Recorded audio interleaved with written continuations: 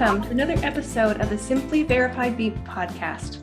I'm one of your co-hosts, Bree Patterson from the West Coast, and today I'm joined with Alicia and Kevin to talk about the HR aspect of VBP+. Alicia, Kevin, which one of you like to jump in and introduce yourself, kind of a who, what, where, when, why of why you're here on our podcast today? I'm Alicia King. I'm calling in from Nova Scotia, along with the side of my husband and our 4 children, as well as in-laws. We operate Six Maples Farm here in a little community called Addington Forks, which is just outside of Antigonish, the gateway to Cape Breton, for those of you that are familiar with the province. So we're 7th generation beef farmers here on our family farm. We moved home and bought the farm 8 years ago. Things have changed, but things have stayed the same as well. So I think we'll get into a little bit more of the details on that as we get going in the podcast. Excellent. Thanks, Alicia. Kevin? Yes, my name is Kevin Antworth, and I'm the CEO for Redcoat Cattle Feeders here in southwestern Saskatchewan. We're kind of unique. We have 200 shareholders. We're a community-based feedlot. I have a board of directors, and then I manage the place. We have been in business for 20 years. I've been here for 8, running the place. Other than that, we are mainly about 65% custom feedlot, and we try to own the remainder of the cattle here. We are permitted for 20,000 head, and we farm 24 quarters of land. That's awesome. Thank you, Alicia. Thank you, Kevin. So we're going to jump into today's topic of HR.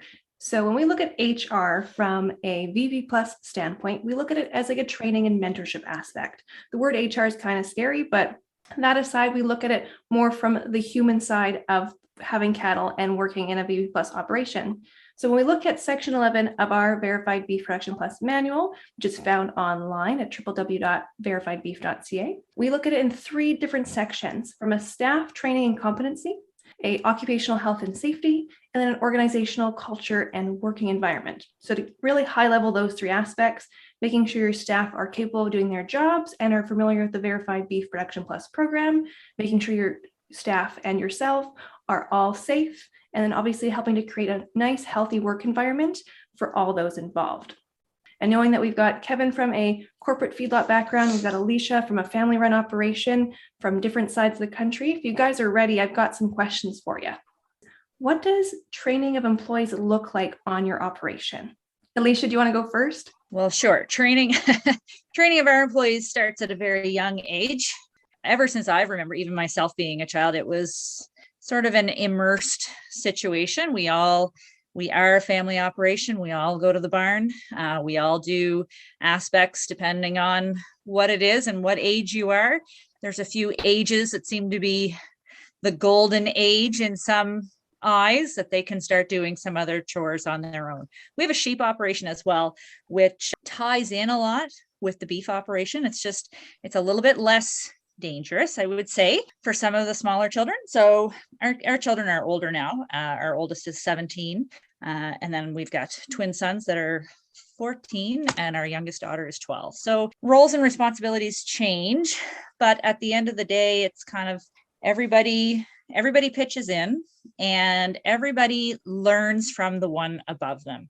Usually kind of have a golden rule too, that you never do anything alone. If you can always have somebody with you, do that. If you can't, even communicate that you're going, even if you're, if somebody knows they're going out for a barn check late at night, as long as somebody's aware of that. We've got lots of communication these days that doesn't have to be necessarily a tap on the shoulder. So that's communication is sort of the key in that aspect of it for us. So, but as far as training is involved, a lot of it is kind of from the ground up, and they learn it by being submersed in it. Right. So like an informal mentorship kind of thing. Absolutely. Yeah, absolutely. Absolutely. We always say when my father comes over, somebody may hit the horn a little bit that Papa's not doing it right, or he may say that they're not doing it right. But, we always look back on it and we say, let's think about this for a second.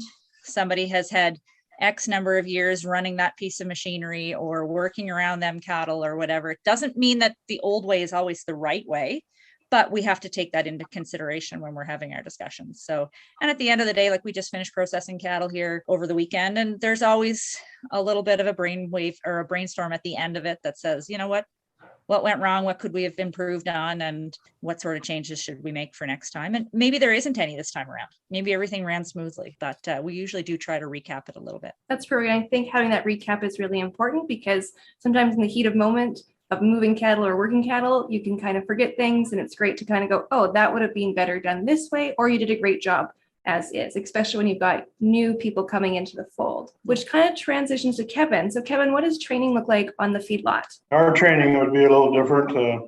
All employees, when they start, they have to sit down regardless whether they're going to the cattle side or to the feeding side of the operation. So they all have to sit down and watch videos on how to handle different ideas on how to handle cattle. And then they do a very simple test after that. And basically we put it in their file. From there, whichever way they're going, whether they're going to the cattle side or to the feed side, then they go with a mentor. And we usually have mentors here that can tell within a short period of time whether they're capable of doing their job or how many days they need of mentorship. The feed side is the biggest part on the feed side is to make sure they can realize each ingredient, because our read and feed system with the computer will tell them what they're to feed, what they're to go to GPS. We can monitor them right down to the point percentage that they're out at the end of the day. On the livestock side, it's a little different. Everyone has a different way of handling cattle, especially in the chutes, round tub. So we will concentrate on there and see how they make out handling that. All of our health programs are all done through standard operating procedures. Everything that they go to do at the computer, they have a work order in front of them. It tells them what that animal is going to have. And then they get in, that's on the processing side. And then when they get into the treating side, every animal they bring in there to treat, there is a vet prescription, a vet SOP on what they're to treat the animal, how they're to treat it. And usually we know when we hire these people whether they're going to be pen riders and or just processing crew. And I have a foreman who's very capable that he will go with them to watch them pen ride for a day, ride with them. And then we just kind of keep going with that. And as I said, everything is an operating procedures, and they're always working in tandem. They might ride pens separately, but they're working in tandem. And we never work in the processing unless there's two people. And also the way our office is designed, we are just a door away from where they're processing. So no people are left here alone. On weekends, but the same as Alicia said, if somebody has to stay here alone, they have to phone and tell somebody they're here for whatever reason that may be. That's one thing I pulled away from both you guys is safety is huge. One of the things like Kevin had made mention of there was the safe handling workshops or videos or whatever that they've done.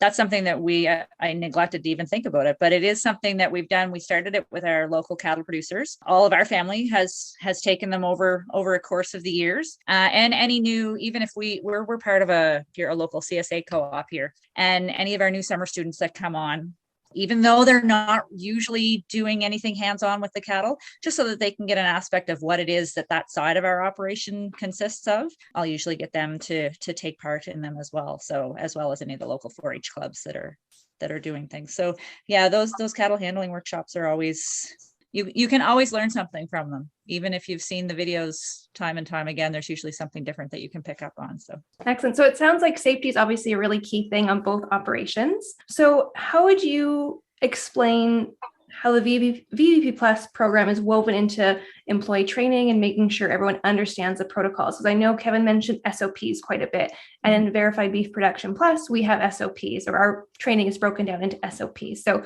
would either of you guys like to jump in and talk about that? Like little things, once the ground freezes, our horses have to be properly shoed to take for the weather. There's just little things that we try to watch all the time. And if we see any area that we think there's a risk factor, we try to eliminate it. Not always can you do that, but on safety, that's an everyday job. I think you answered that really well. Alicia? Well, I was kind of taking a different twist to it, I guess.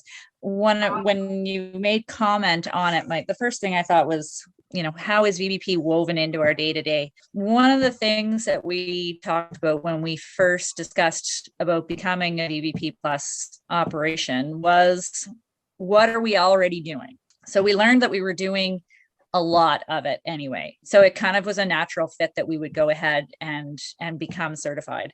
But then we got looking at it too with everybody on farm, and we've sat down and the kids have sat through some of the different some of the different requirements that there are. They haven't sat through an audit yet, but that's coming. They have sat through an audit on our layer operation, so they understand that side of it already. But the other thing I always say to them, if we have to medicate somebody or whatever, or even when we're doing a full herd vaccine day or something like that, they understand the reason why we're taking all the notes that we take. They see where it goes at the end of the day. So we sort of, as far as intertwining it in our day, it's already there.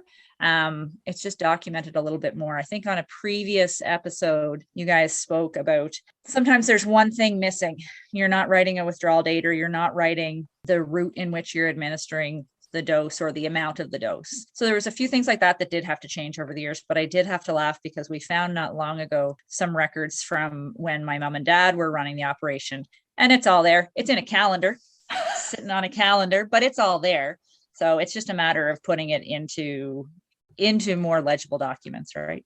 Totally. And record keeping comes in many shapes and form, and utilizing the different pillars of the Verified Beef Production Plus come in different forms as well. Like Kevin touched on the safety aspect, which is huge for both animals and humans from verified beef. And obviously same with Alicia too. So we've discussed obviously safety aspects and the HR pillar of verified beef and how it works on different operations. So I know you guys have both mentioned you have different employees for different portions and they come at different times. So do you have mostly seasonal or long-term employees? Yeah, so full-time employees, we would probably, of our staff of 24, we probably would run close to 12 that will be full-time. There's 4 of us in the office constantly, my farm crew, and then I have like 2 basic people that are here feeding and riding pens. And we utilize a lot of labor in the wintertime of people who have other summertime jobs, and they come here and work in the wintertime.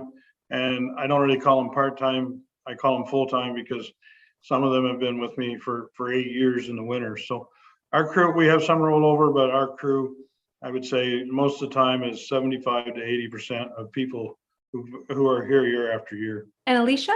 We don't hire any outside staff right now. At the point, our children, my dad is still very healthy and very part of the operation. My husband and I take on our roles simultaneously, I say, because we each sort of have the areas of the operation that we concentrate more closely on. So my husband's more on the operations of the field work. I'm more on the operations as far as animal care and handling.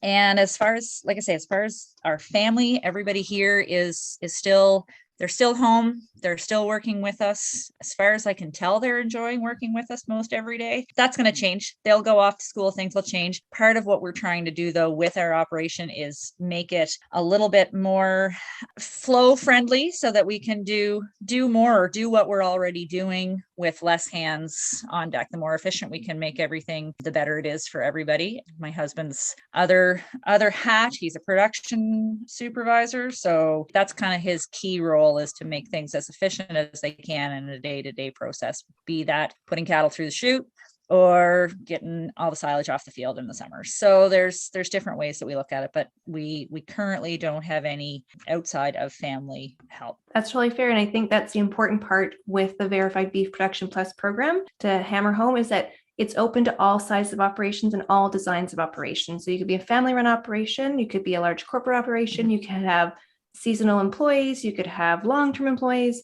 It's a management program that's applicable to 2 cow operations or 20,000 cow operations. And it's just a great way to showcase to the consumer that you're utilizing appropriate skills and tools, not just on the animal handling side, but also on the human HR resource side as well. So those are the questions we had for today's podcast. Did either of you have anything you wanted to add or give suggestions to any producer that might be thinking about how they can jazz up their HR policies or keep their staff happy and healthy, just as happy and healthy as their fat cows? I think one of the keys to it all, and I think we've both touched on it, or all 3 of us have, is the key for communication. It doesn't really matter what it is that you're doing or who you're communicating with. Something as simple as a quick text off to somebody. In our place, we could also have, it could be a note stuck on the front of the barn door or on the front, like when we do where all of our medications are kept.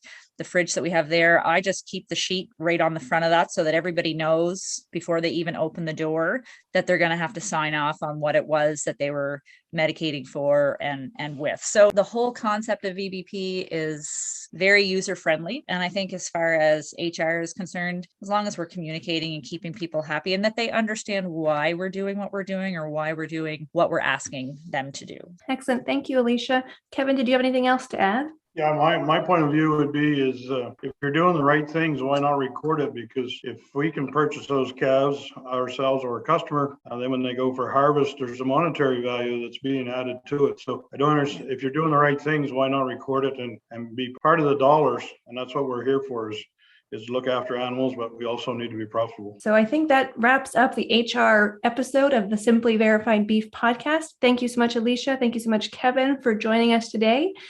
We'd like to thank our sponsors again, since without them, we couldn't have this fabulous show for you guys to tune into. So thank you to the Canadian Agricultural Partnership through New Brunswick, Nova Scotia, and Prince Edward Island. See you next month. Catch you guys later.